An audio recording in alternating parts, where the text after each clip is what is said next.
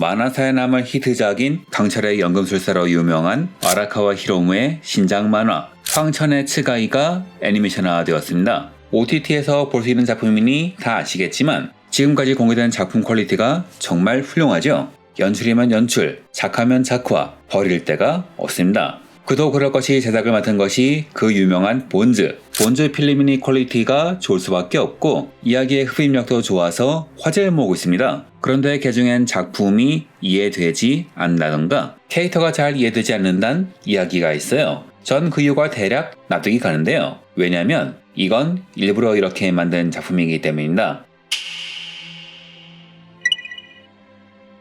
2000년대 초 편집자와 작가들의 대량 이탈로 무너질 상황이 된 애니스의 잡지 월간 간가는 발음에 주의하시길 바랍니다. 이 잡지의 이름 절대 이상한 뜻이 아닙니다. 결국 궁여지책으로 단편만 겨우 낸 작가들을 거의 살포하듯 투입했는데 이 중에 강철의 연금술사 이하 가연금의 작가인 아라카와 히로무가 있었죠. 통칭 소요사라고 합니다. 하지만 상황이라 지원을 거의 받지 못했다는 얘기가 나왔죠. 하지만 이런 열악한 상황이 오히려 작가의 뜻대로 이야기를 끝낼 수 있는 기폭제가 되어 강연금은 흥행과 작품성을 모두 갖춘 만화사의 길이 남을 작품이 됩니다. 하지만 그녀는 모종의 이유로 소학관으로 이적하지요. 만화가가 자신을 백업하는 시스템을 갖춘 출판사에서 어지간하면 떠나지 않는 것을 감안하면 무언가 사연이 있었을 것이라 추측되지만 여하튼 그녀는 낯선 땅인 소학관에서 은서등도 히트시키며 작품 활동을 훌륭히 이어나갔습니다. 하지만 월간 간간의 상황은 말 그대로 처참해서 한때 50만 불 넘어가던 판매 부수는 2만 부 정도로 추락했고 잡지를 끌고 가는 히트작은 좀처럼 나오지 않았죠. 이런 상황이 이어지던 와중에 2021년 11월 느닷없이 신작 발표가 나면서 2022년 1월로부터 연재를 시작합니다. 그리고 2026년 2월 시점에서 12권까지의 누계 판매량이 500만 부를 돌파하는 대형 히트작이 되죠. 그런데 이 작품의 히트는 상당히 이해라고 할 수 있는데 왜냐면 대형 히트작인 가연금은 고사하고 소녀 만화의 기본 공식에서 벗어난 작품이기 때문입니다. 이후부터는 이 작품의 매력을 설명하며 왜 이렇게 만들어졌는지 설명하며 만화 원작의 스포일러를 다수 언급할 테니 청취에 주의하시길 바랍니다. 가연금이 선명한 선악구도와 깔끔한 인물 설정으로 사랑받았다면 황천의 츠가이는 그 모든 클리셰를 정면으로 뒤집으며 시작합니다. 소년이 주인공이라 소녀 만화인 줄 알았더니 온갖 잔혹한 묘사가 넘쳐나는 것을 넘어 미성년자의 죽음까지 묘사하는 등 이야기의 수위가 상당히 높지요. 또한 배경도 혼란스럽습니다. 전국시대나 에도시대 일본 마을이 무대인가 싶더니 갑자기 헬리콥터와 소총이 튀어나오면서 시대 배경이 뭔지 이야기가 어렵죠. 이런 독자의 혼란은 인식의 차이 때문에 발생합니다. 전국시대의 상식으로 사는 주인공 유루는 갑자기 나타난 문명의 정체를 전혀 알 수 없지만 정작 보는 우리는 이걸 알고 있기 때문이죠. 그런데 이런 식으로 독자들이 우위에 섰다고 생각한 순간 잠깐 독자들의 뒤통수를 칩니다. 처음엔 과거의 이야기 같지만 현대 문명을 숨긴 테크놀로지 스위프트 장르인가 싶더니 갑자기 독자도 알 수 없는 이상한 힘으로 사람들이 죽어나갑니다. 처음엔 주인공만 무지한가 싶더니 나중엔 독자들도 무지해지는 거죠. 이쯤 되면 사람들은 이런 생각을 합니다. 대체 이건 무슨 이야기야? 자, 이 이야기는 어떤 이야기냔 말이죠. 알 수 없는 현상을 보고 의문을 가진 독자가 나중에 나오는 단서와 캐릭터의 행동을 보고 이야기를 이해하는 장르. 관계없어 보이는 여러 플롯들이 얽혀가며 하나의 얘기를 만드는 장르인 하이퍼링크 시네마, 바로 군상극입니다. 실제로 황천의 츠가이는 주인공 유루의 이야기만 따라가도 손이 모자랄 판에 가부의 알 수 없는 힘, 데라의 변모, 진짜 여동생의 등장 같은 사건이 벌어지며 처음엔 히가시무라와 카게모리의 싸움인 줄 알았더니 나중에 다른 세력이 나타나면서 이야기가 새로운 국면으로 들어갑니다. 이런 여러가지 요소는 처음에는 어떻게 얽혔는지 감도 안 오지만 나중에 이것이 한대로 몰리면서 이야기의 전모가 드러나는 구조죠. 각자의 사정이 있는 인물들이 같은 사건을 서로 다른 시점에서 바라보는 것. 그게 이 작품의 묘미입니다. 그런데 이건 소년 만화에게 굉장히 위험한 작품인데요. 왜 위험하냐? 이러한 장르는 퍼즐 맞추기를 통한 카타르시스는 훌륭하지만 초반 전개가 산만하고 주인공에 몰입하기 어렵기 때문에 아이들의 흥미를 끌기 어렵기 때문이죠. 게다가 이건 월간지에 연재된 작품이라 전의 내용을 독자가 까먹기 딱 좋습니다.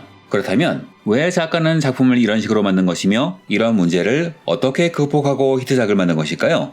일반적인 소녀만에선 과거의 행적을 바탕으로 주인공을 이해한다면 이 작품은 이후에 나오는 단서를 바탕으로 과거의 행적을 이해해야 합니다. 1화에 나오는 가부짱이 대표적인 캐릭터죠. 갑자기 나타나서 알 수 없는 힘으로 무고한 사람들을 마구잡이로 죽이더니 정작 아이들은 건드리지 않습니다. 이런 여러가지 모순을 독자는 이해하기 힘들죠. 왜냐하면 단서가 나중에 나오기 때문입니다. 최대한 짧게 설명하자면 작중엔 밤과 낯을 양분하는 쌍둥이, 봄과 해의 힘을 가진 쌍둥이 유루와 아사가 나옵니다. 이는 천을 얻을 수 있다는 말이 나올 정도로 강력한 힘이지만 이 힘을 얻기 위해선 조건이 있는데요. 우선 한 번 죽어야 합니다. 그리고 죽는다고 반드시 힘이 생기는 것도 아니죠. 봄과 해는 천을 뒤흔드는 강력한 힘이기에 작중의 여러 세력은 크게 셋, 악당까지 합치면 정말 여러 사람들이 자신의 이익을 위해서 이 힘을 노리는데요. 이건 쌍둥이가 태어난 히가시무라 마을 사람들도 마찬가지였습니다. 그리고 18세가 되면 두 아이들을 죽일 생각이었죠. 이에 아이들의 부모는 겨우 아사만 데리고 마을에서 도망치고 마을 사람들이 집요하게 아사의 목숨을 노리는 바람에 아사 유경으로 고생하다 병원에서 치료받게 되는데 이때 히가시무라 사람들이 아사를 납치해서 죽여버리죠. 16도 안 된 아이를 말이죠. 그리고 가부는 아사를 친동생처럼 여겼습니다. 이런 사정을 알면 1화에서의 학살각이 달리 보이죠. 1화에서 가부의 눈에 들어온 마을 사람들은 친동생 같은 아사를 죽인 사람들이니까요. 그렇다고 이렇게 무차별로 공격하냐고 물어볼 수도 있는데 히가시무라 마을은 현대에 남겨진 전국시대의 마을이죠. 과거 일본에서는 18세가 되면 와카슈구미라고 해서 청년 조직에 속해서 마을 공동체의 규범을 교육받는데 이 마을은 이런 사실을 18세가 될 때까지 숨겼다가 18세가 되면 교육시킵니다. 쌍둥이를 죽여서 그 힘을 손에 넣으면 우리가 천하를 손에 넣는다. 실제로 유루가 진실을 알기 위해서 나중에 마을로 돌아가자 마을 사람들은 해맑게 웃으며 유루에게 말을 건네죠. 우리를 위해서 죽어달라고. 즉 가부가 마을 사람들을 망설임없이 죽인 건 애초에 인간 취급을 안 했기 때문이죠. 개개인의 인간성이 문제가 아니라 공동체의 교육을 통해서 인간성이 상실된 사람들이니까요. 또한 아이를 건드리지 않은 건 소녀 만화 특유의 규제 때문이 아니라 정말 아이는 죄가 없기 때문입니다. 아이들은 이 마을의 악습을 전혀 모르니까요. 즉 1월 사건은 겉으로는 마구잡이 학살처럼 보이지만 가부의 입장에선 지극히 당연한 행동입니다. 그리고 이런 식의 스토리텔링이 가부만이 아니라 거의 모든 캐릭터에 해당되는 내용이에요. 1화에서 동생을 죽인 자신의 여동생이라 말하는 애꾸는 소녀는 실제로는 18세에 죽을 오빠의 목숨을 구하기 위해서 자신의 목숨을 걸고 온 진짜 동생이죠. 하나의 행동이 그 이후의 스토리를 알면 반대의 의미를 가진다. 이렇듯 이 작품은 처음에 독자를 의문의 그렁텅이로 밀어넣고 나중에 단서를 주면서 이야기의 다른 면모를 보여주며 설득시키죠. 그리고 제가 볼 때 그 과정이 너무 깔끔합니다. 이런 식으로 알 수 없는 여러 가지 사실이 조립되며 이야기는 폭발적으로 전개되죠. 즉 이 작품은 보는 사람을 시험하는 만화인 겁니다. 몰입할 수 있을지 없을진 알 수 없지만 일단 몰입하면 천국이 펼쳐진다. 다만 이런 이야기 전개는 훌륭하긴 하지만 어떤 의미에선 의문이 남는 방식이기도 해요. 보통 어린 시청자를 대상으로 한 작품은 1화 혹은 한 에피소드 내에서 이해되도록 만듭니다. 소년점프의 만화에선 1화에서 주인공의 목적과 빌런을 보여주고 명탐정 코난 애니메이션은 한화에서 사건이 벌어지고 마무리되지요. 즉 이런 식으로 나중에 얘기를 봐야 이해가 되는 방식은 작법으로선 문제가 없지만 소년만의 방식은 아니란 겁니다. 그럼 소요사는 이걸 몰랐을까요? 저는 그녀가 자신의 역량에 자신이 있기 때문이기도 하지만 이 이야기를 강철의 연금술사와 의도적으로 대비되는 이야기, 안티클래시적인 이야기로 구성했다고 봅니다. 그런데 작가는 왜 이 작품을 안티클래시로 구성했을까요? 작가가 대표작을 냈다는 것은 족쇄를 만드는 것과 마찬가지입니다. 그래서 작가 정신이 투철한 사람은 독자와 시장이 같은 것을 요구할 때 일부러 다른 공식을 내놓으면서 새로운 시도를 하지요. 스퀘어 에닉스는 소유사를 다시 영입한 이상 가연금의 신화를 재현해주길 기대했을 겁니다. 그러나 아이러니하게도 만약 이 작품이 가연금과 비슷한 결과물이 됐다면 오히려 흥행하기가 어려웠을 겁니다. 독자 입장에선 조금만 비슷해도 가연금의 아류, 복제라 생각하기 때문이죠. 실제로 소여산 차기작의 은수저에서도 농업고등학교라는 낯선 것을 넘어 비주류인 소재를 전면으로 밀어붙이며 친숙한 공식보다 새로운 시도를 택하는 작가적 성향을 꾸준히 보여왔습니다. 소설의 원작인 아르슬란 전기에선 독자적인 해석을 넣기도 했고요. 황천의 치가이 역시 그 연장선상에 서 있는 게 자연스럽죠. 다만 소요사가 거물 작가인 이유는 보통은 히트작의 안티클리셰를 만들 때 뼈대는 유지하는 경우가 많은데 이 작품은 핵심 개념부터 통째로 바꿔버렸기 때문입니다. 강철은 비교적 명확한 선악 구도로 인간의 삶에 대한 철학을 말한다면 황천은 거의 모든 등장인물의 선악이 불분명합니다. 가버는 사람을 망설임 없이 죽이는 소시오패스 같지만 아사는 정말 친동생처럼 맡기는 식이며 데라는 악당에 가까운 인물로 속은 알 수 없지만 쌍둥이를 제물 삼아 없는 힘을 단호히 거부하는 식이죠. 강철이 만화적인 캐릭터로 이해를 두었다면 황천은 현실적인 캐릭터로 이체감을 더한 겁니다. 강철이 초반부터 흑막의 정체가 무엇인지 알려준다면 황천은 만화 연재 3년차가 된 후에야 제3세력인 흑막의 정체가 보이기 시작했으며 강철이 무언가를 얻기 위해서 무언가를 내줘야 하는 등가 교환의 법칙으로 구성된 세계라면 황천은 모든 것이 쌍으로 이루어진 관계의 중심이죠. 즉 강철이 희생한 대가가 필요하다는 상호 교환이 중심이라면 이 작품은 짝이 있어야 가치가 있다는 상호성을 중시하는 겁니다. 강철은 양쪽이 동시에 존재할 수 없고 황천은 양쪽이 동시에 존재한다는 거죠. 그래서 이 작품은 둘이 만나서 짝을 이룰 때 의미가 부여되고 무언가로 인해서 짝을 잃은 사람들이 불완전하게 그려지죠. 강철의 에드워드는 명확한 목표를 갖고 능동적으로 운명을 개척하려 한다면 황천의 율은 마을의 비밀에 수동적으로 휘말리고 목표는커녕 세계 자체를 이해하지 못한 상황이며 이는 소년 만화의 전형인 목표를 갖고 성장하며 세상을 바꾸는 것이 아닌 무지한 상황에 휘말리며 세상을 서서히 인식하는 진실 발견 서사로 구성된다는 겁니다.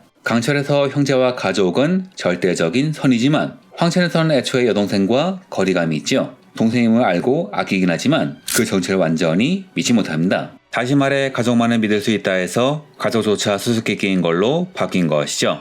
저는 이런 작품 구성이라면 만화 기준 5-4가 되도록 소식이 없는 유루의 부모가 최종 빌런으로 나와도 전혀 이상하지 않다고 생각해요. 강철의 모든 전투가 파워밸런스로 이루어졌다면 황천은 치가이의 계약으로 인해 기능을 얻는 방식이며 이에 따라 상성이 명확합니다. 아무리 강력한 치가이라도 상성이 나쁘면 밀리는 방식이죠. 강철이 국가 규모의 정치, 전쟁, 이 과정에서 인간의 삶에 대한 철학을 다루었다면 치가인 각 세력이 폐쇄된 마을에 묶여있으며 그 이권에 얽힌 사람들이 그리는 추악한 요망을 다룬 작품이고 강철은 이야기가 진행될수록 세계관이 확장된다면 황천은 가뜩이나 정보가 적은 압축된 세계관이 나중엔 더욱 좁아집니다. 강철이 앞으로 펼쳐질 미래를 그린다면 황천은 처음에는 일본 전역으로 이야기가 뻗어나가나 싶더니 나중엔 그토록 제한된 지역을 바탕으로 이야기가 전개되지요.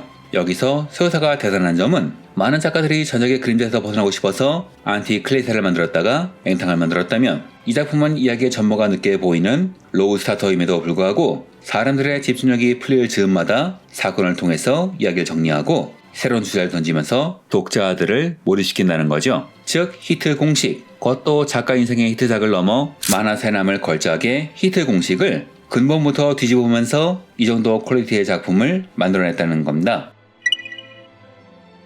황천의 치가이는 소년 만화의 공식에서 벗어났음에도 소년 만화가 주는 카타르시스를 전달하는 훌륭한 수작입니다. 이 작품이 흥미로운 것은 단순히 어렵거나 복잡해서가 아닙니다. 독자가 모르는 채로 이야기 안에 던져지는 미지의 경험 자체를 설계한 작품이기 때문이죠. 처음엔 맥락을 알 수 없던 장면들이 나중에 전혀 다른 무게로 다가올 때 독자는 단순히 이야기를 따라간 것이 아니라 세계를 다시 해석하게 됩니다. 즉 가연금이 무엇을 얻으려면 무엇을 내줘야 하는가를 묻는 작품이라면 황천은 이야기와 사람들을 마주보고 있었는지 이야기에 몰입했는지를 되묻는 작품이죠. 즉 독자와 이야기가 짝을 이룰 때 황천의 치가이는 비로소 완성된다는 겁니다. 그리고 이런 짝이라는 것이 이 작품의 테마이기도 하고요. 이런 소년 만화가 이외로 드물기에 과연 앞으로 어떤 얘기를 보여줄지 기대가 되는군요. 이상으로 영상을 마치겠습니다. 시청해주셔서 감사합니다.